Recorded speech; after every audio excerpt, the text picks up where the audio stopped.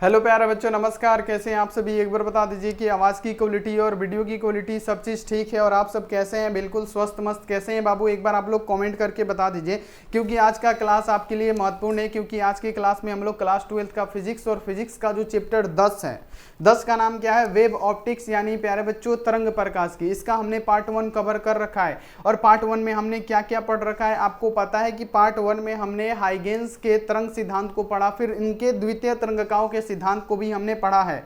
ठीक है, उसके बाद से प्यारे बच्चों उनकी सफलता के बारे में पढ़ा है। उसके बाद से हाइगेन्स के द्वितीय तरंगिकाओं के अनुसार प्रकाश का अपवर्तन क्या होता है, परावर्तन क्या होता है, इसको सिद्ध भी हमने किया हुआ है। ठीक है, तो अगर आप पहले वाला वीडियो नहीं देखे हैं तो आप देख लीजिएगा, 100% आपको समझ में आएगा। उसके बाद से पहले ही वाली वीडियो में हम लोग व्यतिकरण को पढ़े हैं। उसके बाद से प्यारे बच्चों संपोषी व्यतिकरण, विनाशी व्यतिकरण को भी उसी क्लास में पढ़े हैं। उसके बाद से विवर्तन क्या होता है वो भी पढ़े हैं, विवर्तन के प्रकार को भी हमने पढ़ा हुआ है। तो इतना क्लास पार्ट 1 में हो चुका है। 1 घंटे का वीडियो है, जाके देख लीजिएगा। 100% है कि आपको पूरा का पूरा समझ में आएगा। तो आज का जो क्लास होने वाला, आज की क्लास में हम लोग क्या पढ़ेंगे? ध्रुवण। ठीक है, क्योंकि ध्रुवण उस क्लास में नहीं पढ़े थे, तो ध्रुवण पढ़ने वाले हैं प्यारे बच्चों कि ध्रुवण क्या होता है और ध्रुवित प्रकाश क्या होता है और ध्रुवित प्रकाश क्या होता है, ये जानना आपके लिए जरूरी है। और सबसे मोस्ट इंपॉर्टेंट है कि आज की क्लास में हम लोग एक टॉपिक पढ़ने वाले हैं जिसका नाम है ब्रूस्टर का नियम, जो कि आपके कक्षा में 2 नंबर का पूछेगा तो डेफिनेशन लिखना है, 5 नंबर का पूछेगा तो उसको सत्यापित करना है। और हम लोग सत्यापित करके रहेंगे कि म्यू इक्वल टू क्या होता है, tan IP होता है। तो आप सभी स्टूडेंट क्या कीजिएगा, वीडियो को शुरू से लेके अंत तक देखिएगा, ताकि प्यारे बच्चों आपका एकदम बेसिक मजबूत हो जाए, ताकि आपको अगर एग्जाम में क्वेश्चन पूछे तो आपको कोई भी दिक्कत ना हो। चाहे न्यूमेरिकल पूछे, चाहे प्यारे बच्चों डेरिवेशन पूछे, चाहे आपसे थ्योरी पूछे, जो भी पूछे, ऑब्जेक्टिव पूछे, आप बना सके। तो क्या आप सब रेडी हैं? एक बार बताइए, सभी बच्चे बताइए, क्या आप सब रेडी हैं? अगर आप रेडी हैं प्यारे बच्चों तो चैनल पे पहली बार तो आए हैं तो जल्दी जल्दी क्या कीजिए, चैनल को सब्सक्राइब कर दीजिए, बेल आइकन को प्रेस करके ऑल पे। और लाइक नहीं किए हैं प्यारे बच्चों, फटाफट से लाइक कर दीजिएगा। व्हाट्सअप ग्रुप नहीं ज्वाइन किए हैं तो ये लिखिए, नंबर मेरा लिखिए 9135742024। आप इस पे मैसेज करके फटाफट से ज्वाइन कर लीजिए। और आज होने वाला है इसका पार्ट 2, पार्ट 1 हमने पढ़ रखा है। तो चलिए प्यारे बच्चों जल्दी से जल्दी क्लास को शुरू करते हैं। और सबसे पहली बात कि अगर आप ऑल सब्जेक्ट का chapter wise objective subjective notes लेना चाहते हैं, PDF नोट्स, आपके पास टाइम भी कम है तो जल्दी से जल्दी ले लीजिए, जिसमें 499 में आपको ऑल सब्जेक्ट का chapter wise objective plus objective मिलने वाला है। तो जल्दी से जल्दी ले लीजिए। लेने के लिए एक नंबर नोट कीजिए, 6299248935। आप इस पे संपर्क करके फटाफट से ले सकते हैं। तो सभी बच्चे क्या रेडी हैं? क्लास को शुरू कर दिया जाए। चलिए क्लास को शुरू किया जाए। तो एक नज़र प्यारे बच्चों पीछे डालते कि हमने क्या पढ़ा, प्रकाश के तरंग सिद्धांतों के बारे में पढ़ा कि हाइगेन्स ने क्या बताया कि जो प्रकाश होती है अनुप्रस्थ तरंग होती है, जो क्या होती है, तरंगों के रूप में गति करती हैं। इसके बारे में हमने बहुत डिटेल में चर्चा की है, आप पहला वीडियो देख लीजिएगा। ठीक है, उसके बाद से हाइगेन्स के द्वितीय तरंगिकाओं के सिद्धांतों के बारे में पढ़ा है कि प्रत्येक प्राथमिक तरंगों के बाद क्या होती है, द्वितीय तरंग हमारी उत्पन्न होती है। जैसे हम पानी में क्या करते हैं, पत्थर डाल देते हैं तो जो लहरें बनती है ना, ऐसे लहरें बनती है। तो उन्होंने ये बताया कि ये जो लहरें होती है ना, वो आपको लगता है कि आगे पीछे जाती है, नहीं, वो अपने ही स्थान पे अप एंड डाउन करती है। यानी प्रत्येक प्राथमिक तरंग के बाद क्या होता है, हमारा द्वितीय तरंग उत्पन्न ही होता है, ये उन्होंने बताया। ठीक है, इसका पूरा व्याख्या है, आप लोग जाके प्लीज वीडियो को देख लीजिएगा, 100% समझ में आ जाएगा। ठीक है, उसके बाद उन्होंने क्या बताया कि प्रत्येक यहाँ पे प्राथमिक और द्वितीय तरंगों के बीच क्या बनता है, बंद अनुवालोक का निर्माण होता है। तो ये सारी चीजें हमने आपको पढ़ाई थी। अब आगे आ जाइए, अगला यहाँ पे क्या पढ़ाते हैं, हाइगेन्स के सिद्धांत की सफलताएं क्या है। तो हाइगेन्स के सिद्धांत में किसमें सफल हुए, किसमें असफल हुए, ये सारी चीजें हमने बताई थी। जैसे असफल किसमें हुए थे कि उन्होंने कहा था कि जो पूरा जो ब्रह्मांड है ना, उसमें किसका, ईथर का माध्यम है, जो कि ये साबित नहीं कर पाए तो इसको हटा दिया गया। तो ये सारी चीजें डिटेल में जानकारी है, जाके आप लोग वीडियो देख लीजिए। यहाँ देखिए सफल किसमें हुए, तो इस सिद्धांत द्वारा प्रकाश के अपवर्तन तथा प्रवर्तन के नियम की व्याख्या की जा सकती है। तो इसका हम लोग किए हैं 100%, उसको सिद्ध भी किए हैं। जैसे प्यारे बच्चों देखिए, हाइगेन्स के प्रयोग द्वारा तरंगों का अपवर्तन की व्याख्या, तो प्यारे बच्चों इसका व्याख्या किया है, इसको हमने शुद्ध यहाँ पे क्या पूरा का पूरा साबित भी किया है, प्रूफ भी किया है। डेरिवेशन है, नहीं देखें जाके वीडियो देखिए, पूरा का पूरा समझ में आएगा। और ये 100% है कि 2025 में ये वाला क्वेश्चन 2025 में एग्जाम में ये जरूर आएगा, ये एग्जाम में 100% आएगा ये क्वेश्चन, तो जाके आप लोग जरूर देखिएगा। ठीक है, उसके बाद से व्यतिकरण किसे कहते हैं, ये भी हमने पढ़ा। संपोषी व्यतिकरण क्या है, ये भी हमने पढ़ा। और विनाशी व्यतिकरण क्या है, ये भी हमने पढ़ा। ठीक है। उसके बाद से हमने विवर्तन को भी पढ़ा, उसके बाद से हमने क्या पढ़ा प्यारे बच्चों कि फ्रेनल विवर्तन क्या है, उसके बाद से पढ़ा हमने फ्राउनहोफर विवर्तन क्या है। इतना हमने पहले वाले लेक्चर में कर रखा है, तो आप नहीं किए हैं तो जाके प्यारे बच्चों जरूर कर लीजिएगा। अब बारी आता है प्यारे बच्चों क्या, ध्रुवण। आपने नाम सुना होगा ध्रुवण। तो ध्रुवण क्या होता है, उससे पहले प्यारे बच्चों एक बात समझ लीजिएगा। ध्रुवण क्या होता है हम आपको बता दें कि ध्रुवण क्या होता है, किसी भी चीज से जो प्रकाश का स्रोत निकलता है, जैसे हमारा सूर्य होगा, यहाँ पे याद रखिएगा ये हमारा हो गया सूर्य। मान लीजिए कि ये क्या है प्यारे बच्चों, हमारा सूर्य हो गया, ये हमारा क्या हो गया, सूर्य हो गया। तो सूर्य से जो प्रकाश निकलेगी ना, यहाँ पे ये क्या होगी, अध्रुवित प्रकाश होगी, ठीक है। यहाँ पे ये क्या होती है, अध्रुवित प्रकाश होती है। चाहे बिजली का जो बल्ब हो गया प्यारे बच्चों, यहाँ पे याद रखिएगा कि ये जो बिजली का बल्ब हो गया ना, ये मान लीजिए कि ये क्या है, हमारा बिजली का बल्ब है, ठीक है। ये जो बिजली का बल्ब है, इससे भी जो हमारी प्रकाश निकलती है ना, ये क्या होती है, अध्रुवित प्रकाश निकलती है। अब बोलेंगे सर अध्रुवित प्रकाश क्या है, तो प्यारे बच्चों अध्रुवित प्रकाश क्या होता है, जो प्रकाश जब निकलता है ना सूर्य से या किसी लाइट से, तो वो क्या होता है, अध्रुवित प्रकाश होता है, ठीक है। वो क्या होता है, चारों दिशाओं में वो कंपन करता है। जब प्रकाश निकलता है, चाहे सूर्य का प्रकाश निकले चाहे लाइट का प्रकाश निकले, वो जब निकलेगा ना तो चारों दिशाओं में कंपन करते हुए निकलता है। कैसे प्यारे बच्चों, यहाँ पे याद रखिएगा, ये चारों दिशाओं में क्या होता है, ये कंपन करते हुए निकलता है। ये चारों दिशाओं में क्या होता है, कंपन करते हुए निकलता है, ठीक है। यानी हिलते डुलते ये क्या करता है, निकलता है, कंपन करते हुए निकलता है। यानी जब ये सूर्य से प्रकाश की किरणें निकलती है तो चारों दिशाओं में, देखिए सभी दिशाओं में हिलते हुए कंपन करते हुए क्या होगी, निकलेगी। तो उसे ही हम लोग क्या कहते हैं प्यारे बच्चों, अध्रुवत। यहाँ पे जो कंपन करेगा उसे क्या कहेंगे, तो अध्रुवित प्रकाश, ठीक है। और उसको ध्रुवित किसके द्वारा किया जाता है, तो पोलेराइड द्वारा किया जाता है। हम आपको सारी चीजें समझाने वाले हैं।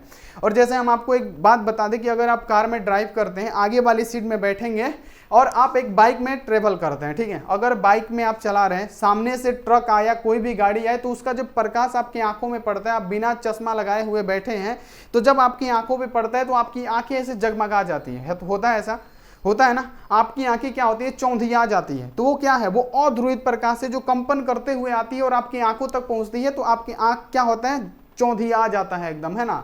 लेकिन वही क्या होता है कि आप गाड़ी में बैठे हुए कार ड्राइव कर रहे हैं और सामने वाली जो शीशा लगा हुआ है पोलेराइड का लगा होता है, उससे जब सामने वाली जब प्रकाश आएगी तो आपकी आंखें क्या होगी, नहीं चौंधी आएगी। देखते हैं ड्राइवर लोग चलाते रहता है, उससे क्या होता है, वो अध्रुवित प्रकाश को ध्रुवित कर देता है, यानी समानांतर कर देता है, उससे आंखें हमारी नहीं चौंधी आएंगी, ठीक है। तो आगे इस सभी चीजों को हम लोग पढ़ने वाले हैं। अभी सबसे पहले समझिए कि ध्रुवण किसे कहते हैं। बाबू ध्रुवण का बात किया जाए तो ध्रुवण क्या है, तो ध्रुवण का सबसे पहले यहाँ पे डेफिनेशन पढ़िए कि प्रकाश का ध्रुवण प्रकाश तरंगों का उसके संचरण की दिशा के लंबवत चारों ओर सममित की कमी को प्रकाश का ध्रुवण कहते हैं। जैसे यहाँ पे ध्यान में रखिएगा कि ये हमारा क्या है, जो प्रकाश से प्यारे बच्चों क्या बताया कि तरंगों के रूप में गति करता है। किसने बताया, हाइगेंस ने। तो ये देखिए कि ये इतना तरंगों के रूप में गति करता है, तो इसी के कम करने की कमी को यहाँ पे याद रखेंगे, इसी को कम करना। मान लीजिए कि इतना ध्रुवण हो रहा है तो इसको और कम कर दिया जाए, इतना ये क्या हो रहा है, फ्लक्चुएट हो रहा है, तो इसी को देख लीजिए, मान लीजिए कि इतना कम करना है ना, यानी इसके कम करने की कमी को, थोड़ा सा कम करने की कमी को ही हम लोग ध्रुवण की क्रिया कहते हैं, ठीक है। तो आपको समझ में आ गया होगा, ठीक है। यहाँ पे याद रखिएगा कि प्रकाश का ध्रुवण क्या है, तो प्रकाश तरंगों का उसके संचरण की दिशा के लंबवत चारों ओर सममित, जो चारों ओर कंपन होती है उसको कम करने की क्रिया ही, जो हमारी सूर्य से प्रकाश निकलती है चाहे लाइट से प्रकाश निकलती है, अध्रुवित जो प्रकाश निकलती है तो वो चारों दिशा में कंपन करती है, उसी कंपन की को कम करने की क्रिया ही, उसी कंपन को कम करने की क्रिया ही हमारी ध्रुवण की क्रिया कहलाती है। क्लियर हो गया, उसी कंपन को कम करने की क्रिया ही ध्रुवण की क्रिया कहलाती है, ठीक है। या एक डेफिनेशन ऐसे भी है कि अध्रुवित प्रकाश को ध्रुवित प्रकाश में बदलना प्रकाश का ध्रुवण कहलाता है, ठीक है।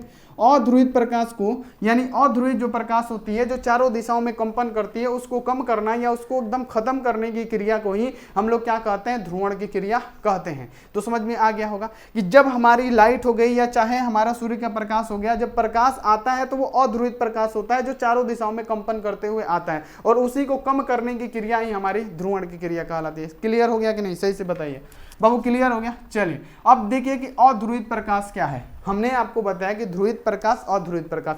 तो अध्रुवित प्रकाश क्या है, जो हमारी किरणें आती है ना, सामान्यतः जो भी किरणें होती है वो अध्रुवित किरणें होती है, चाहे सूर्य के प्रकाश से आए, जो आपके घर में लाइट जल रहा है वो भी क्या है, अध्रुवित प्रकाश है। ठीक है, ये क्या होगा, जब इससे प्रकाश निकलेगी ना, जैसे मान लीजिए कि ये कोई लाइट है ना, ये कोई क्या है, लाइट है, समझ लीजिए कि ये कोई लाइट है। अब इससे जो प्रकाश आएगी ना, ये क्या होगी, चारों दिशाओं में कंपन करते हुए आएगी, है ना। ये मान लीजिए ये चारों दिशाओं में कंपन करते हुए आ रही है, तो ये हमारी क्या कहलाएगी, ये जो कहलाएगी प्यारे बच्चों अध्रुवित प्रकाश कहलाएगी। यानी अगर आपसे बोला जाए कि अध्रुवित प्रकाश किसे कहते हैं, तो यहाँ पे आप लोग ध्यान में रखिएगा कि अध्रुवित प्रकाश क्या है।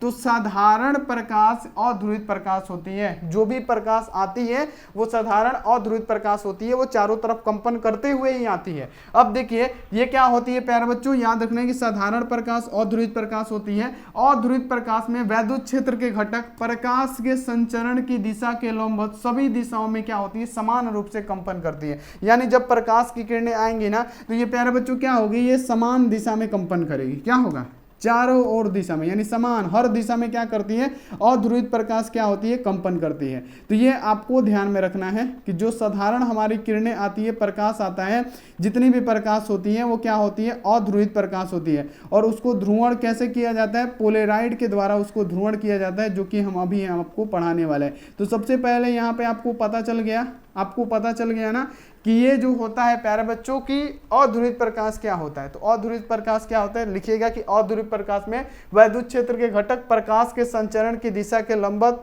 सभी दिशाओं में क्या होती है, जो समान रूप से कंपन करती है, उसे हम लोग अध्रुवित प्रकाश कहते हैं। यानी ये क्या होती है, समान रूप से कंपन हो जाती है, तो उसे अध्रुवित प्रकाश कहा जाता है। अब यहाँ पे समझिएगा प्यारे बच्चों की अध्रुवित प्रकाश क्या मतलब ध्रुवित प्रकाश क्या होती है। क्या बाबू ध्यान में रखिएगा कि ध्रुवित प्रकाश क्या होती है, क्या ध्रुवित प्रकाश क्या होती है। तो ध्रुवित प्रकाश क्या होती है, वह प्रकाश जिसमें, याद रखिएगा कि विद्युत वेक्टर के कंपन प्रकाश की तरंगों के चलने की दिशा के लंबवत तल में सभी दिशाओं में समान रूप से कंपन न होके एक दिशा में कंपन करे, उसे ही हम लोग क्या कहते हैं प्यारे बच्चों, ध्रुवित प्रकाश कहते हैं। याद रखना है कि जब हमारा सूर्य का प्रकाश आ रहा है, मान लीजिए कि कोई यहाँ पे बल्ब है चाहे कोई भी है जिससे प्रकाश हमारा आ रहा है, जब हमारा प्रकाश आ रहा है तो ये क्या हो रहा है, अध्रुवित प्रकाश हो रहा है। ये अध्रुवित यानी चारों दिशाओं में कंपन हो रहा है। लेकिन यहाँ पे हमने एक पोलेराइड लगा दिया है ना, पोलेराइड लगा दिया, समझ लीजिए कि यहाँ पे हमने क्या किया, एक पोलेराइड लगा दिया। ठीक है, अब पोलेराइड लगा लिया तो इससे क्या हो गया, हमारा जो प्रकाश था वो क्या हो गया, लंबवत कंपन करने लगा। यानी चारों दिशाओं में ना कंपन करके लंबवत कंपन करने लगे, तो ये जो होगी अध्रुवित होगी। याद रखना है कि ये अध्रुवित होती है, यहाँ पे याद रखना है कि ये अध्रुवित होती है प्रकाश। ठीक है, लेकिन अगर आपसे बोला जाए कि ये क्या होगा, ये हमारा होगा ध्रुवित प्रकाश, ये हमारा ध्रुवित प्रकाश हो जाएगा। तो आपको पता लग गया कि अध्रुवित प्रकाश क्या होता है, ध्रुवित प्रकाश क्या होता है। ठीक है, जो हर एक दिशाओं में कंपन करे, जो प्रकाश जो साधारण आता है प्रकाश, वो हमारा अध्रुवित प्रकाश होता है। जब इसको हम पोलेराइड के द्वारा गुजारते हैं तो लंबवत कंपन करे, तो वो जो हमारा होगा प्यारे बच्चों क्या होगा, ध्रुवित प्रकाश होगा। क्लियर हो गया कि नहीं, ध्रुवित अध्रुवित हो गया। अब चलिए आगे बढ़ते हैं, अगला है कि पोलेरॉइड क्या है। बाबू हमने क्या बताया, पोलेरॉइड क्या है। तो पोलेराइड का काम ही होता है कि अध्रुवित प्रकाश को क्या करना बाबू, ध्रुवण की क्रिया करना। ठीक है, जैसे गाड़ियों के हेडलाइट में इसका प्रयोग किया जाता है, आगे वाला जो कांच होता है उसमें प्रयोग किया जाता है। ठीक है, तो ये सब इसीलिए किया जाता है ताकि आपकी आंखों पे पड़े तो जगमगाए ना। ठीक है, यहाँ पे हम आपको समझाते हैं कि पोलेरॉइड क्या है। तो सबसे पहले लिखिएगा कि यह एक प्रकार का उपकरण है। क्या है, यह एक प्रकार का उपकरण है जिसका उपयोग समतल ध्रुवित प्रकाश उत्पन्न करने में होता है। यानी जब यहाँ पे लंबवत कंपन करता है तो पोलेरॉइड से जब गुजरेगा तो समतल ध्रुवित प्रकाश उत्पन्न होगा। ये देखिए क्या है, हमारा अध्रुवित प्रकाश है जो चारों दिशाओं में कंपन होते हुए आ रहा है, लेकिन ये देखिए ये हमारा पोलेरॉइड लगा हुआ है, पोलेरॉइड से जैसे ही गुजरेगा ये समतल ध्रुवित प्रकाश उत्पन्न करेगा। तो यही चीजें क्या कहलाती है, पोलेरॉइड कहलाती है। और पोलेरॉइड का उपयोग पूछा जाता है आपके एग्जाम में कि पोलेरॉइड का क्या क्या उपयोग है। ठीक है, तो सबसे पहले यहाँ पे आपको ध्यान में रखना है कि यह एक प्रकार का उपकरण है जिसमें क्या होता है, जिसका उपयोग समतल ध्रुवित प्रकाश उत्पन्न करने में होता है। इसके यहाँ आप देखिए अणुओं को एक यहाँ आप देखिए दीर्घ श्रृंखला होती है जो एक विशेष दिशा में संरेखित करती है। यानी पोलेरॉइड वही होता है जो अध्रुवित प्रकाश को ध्रुवण की क्रिया में बदल दे, है ना। जो प्रकाश कंपन करते हुए आ रहा है उसको क्या करें, समतल ध्रुवित प्रकाश बना दे। तो इसी को हम लोग क्या कहते हैं, पोलेरॉइड कहते हैं। अब यहाँ पे पढ़िएगा पोलेरॉइड का प्रकार। ठीक है, क्या बाबू, पोलेरॉइड का उपयोग कहाँ कहाँ पे हम लोग पोलेरॉइड का उपयोग करेंगे। ठीक है, पोलेरॉइड का उपयोग कहाँ कहाँ पे होता है, ये आप लोग ध्यान में रखिएगा, ठीक है, कि पोलेरॉइड का उपयोग कहाँ कहाँ पे होता है। तो पोलेरॉइड का उपयोग सबसे महत्वपूर्ण उपयोग फोटो कैमरा में किया जाता है, ठीक है। जब फोटो कैमरा में किया जाता है इससे तस्वीर स्पष्ट दिखाई देती है। अगर बाबू फोटो कैमरा में पोलेरॉइड का उपयोग नहीं किया जाता तो जो प्रकाश होगी वो क्या होगी, कंपन करते हुए आएगी और हमारा फोटो जो है धुंधला दिखाई देगा, ठीक है। तो इसमें जो फोटो कैमरा है ना, उसमें क्या किया जाता है प्यारे बच्चों, पोलेरॉइड का कांच का उपयोग किया जाता है ताकि जो प्रकाश आए वो समतल ध्रुवित हो जाए और आपका फोटो सही सही आए, ठीक है। तो ये इसका प्रयोग किया जाता है। अब देखिए ये हमने पहले पोलेरॉइड का उपयोग बता दिया। अब दूसरा यहाँ आप देखिए इसका उपयोग, पोलेरॉइड का उपयोग याद रखिएगा मोटर कारों के हेडलाइट में किया जाता है, हेडलाइट में किया जाता है। इससे रात के समय सामने से आने वाली वाहनों के लाइट से आंखों पर चकाचौंध नहीं पड़ती है ना। इसका प्रयोग गाड़ी के हेडलाइटों पे किया जाता है, क्योंकि जो सामने से आ रही गाड़ी की जो किरणें है ना, यानी जो प्रकाश है ना, उससे आंख हमारा चकाचौंध ना हो, उससे जब पोलराइड से गुजरेगा तो समतल ध्रुवित होगा तो वो साफ और स्पष्ट दिखाई देगा, वो हमारा आंख चकाचौंध नहीं होगा।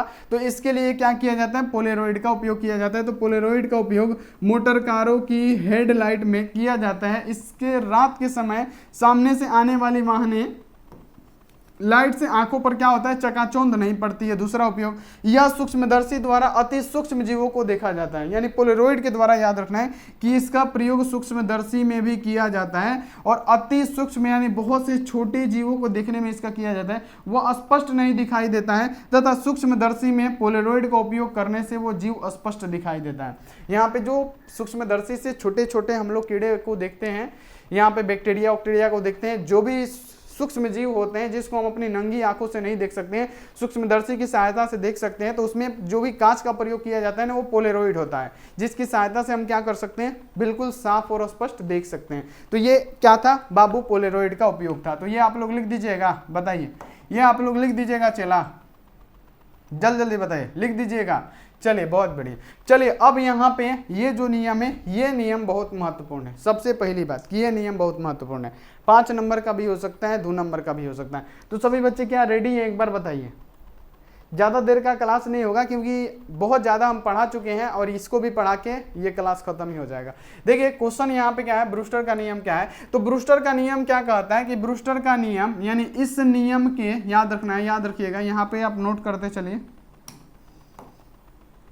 ब्रूस्टर का नियम क्या है कि इस नियम अनुसार किसी माध्यम का अपर्तनांक म्यू, यानी किसी माध्यम का अपर्तनांक क्या है, म्यू, ठीक है। यहाँ पे याद रखिएगा ध्रुवण कोण आईपी के स्पर्श ज्या के बराबर होता है, यानी म्यू इक्वल टू क्या, ध्रुवण कोण क्या 10 आईपी, यानी स्पर्श ज्या के बराबर होता है, यानी ध्रुवण कोण के स्पर्श ज्या के बराबर होता है, ध्रुवण कोण के स्पर्श ज्या के बराबर होता है। तो यहाँ पे इसको सिद्ध करना रहता है। तो सबसे पहले प्यारे बच्चों यही है, म्यू इक्वल टू 10 आईपी। यहाँ पे हम साफ साफ इधर लिख देते हैं बाबू, यहाँ पे हम लिख देते हैं, हमको सिद्ध क्या करना है, म्यू इक्वल टू 10 आईपी। सबसे पहले चलिए थोड़ा सा फिगर समझते हैं हम लोग, क्या बाबू, सबसे पहले थोड़ा सा फिगर समझ लेते हैं ताकि आपको पूरा 100% समझ में आ जाए, ठीक है। और आपको आएगा, बिल्कुल टेंशन ना लीजिए, एकदम आसान भाषा में समझाएंगे ताकि आपको समझ में आ जाए। देखिए एगो क्या है प्यारे बच्चों, एगो यहाँ पे मान लीजिए कि पोलेरॉइड ही लगा दिया गया है। पोलेरॉइड होगा तभी तो ये अध्रुवित प्रकाश को ध्रुवित करेगा। मान लीजिए कि एगो पारदर्शी माध्यम है पोलेरॉइड का, ठीक है। ये आपको ध्यान में रखना है कि यहाँ पे कोई माध्यम है और प्यारे बच्चों ऊपर वायु है और नीचे क्या है, कांच है, ठीक है। तो आपको पता है कि जब प्रकाश की किरणें यहाँ पे ध्यान रखिएगा सभी बच्चे, यहाँ पे एक एक पॉइंट यहाँ पे नोट कीजिएगा ताकि आपको समझ में आए, ठीक है। सभी बच्चे नोट कीजिएगा ताकि समझ में आए। देखिए जब प्रकाश की किरणें, ये क्या हो रहा है, हमारी प्रकाश की किरणें आ रही है, ठीक है। ये क्या है, जो साधारण हमारी प्रकाश की किरणें होती है वो क्या होती है बाबू, जो साधारण हमारी प्रकाश की किरणें होती है वो क्या होती है। तो आप बोलेंगे कि साधारण जो प्रकाश की किरणें होती है वो अध्रुवित प्रकाश होता है, क्या होता है, वो अध्रुवित प्रकाश होता है। तो बाबू याद रखिए कि जो साधारण हमारा प्रकाश का किरण आ रहा है वो क्या होगा, हमारा अध्रुवित प्रकाश होगा ना, ये अध्रुवित प्रकाश होगा, चारों दिशाओं में कंपन करते हुए आएगा, क्या होगा, चारों दिशाओं में कंपन करते हुए आएगा। और आपको पता है कि प्रकाश के अपवर्तन के नियम के अनुसार क्या होता है, तो जब एक माध्यम से दूसरे माध्यम में प्रकाश की किरण आती है तो क्या होती है प्यारे बच्चों, अभिलंब से दूर हट जाती है, चाहे अभिलंब के और मुड़ जाती है। ठीक है, तो ये क्या होगी, मान लीजिए कि अभिलंब से क्या हो रहा है, थोड़ा सा दूर हट जा रहा है। और जब ये क्या, मान लीजिए कि पोलराइड का एगो माध्यम है, ये मान लीजिए कि पोलराइड का एगो माध्यम है, उससे क्या हो रहा है कि प्यारे बच्चों याद रखना है इतना कि जब पोलराइड का माध्यम है तो यहाँ से अध्रुवित प्रकाश आ रहा है और इससे टकरा के ध्रुवण यहाँ पे मान लीजिए कि ध्रुवित हो जा रहा है, यानी क्या हो रहा है, अपवर्तित हो जा रहा है। लेकिन अगर हम माने प्यारे बच्चों, यहाँ पे ध्यान में रखिएगा कि अगर हम माने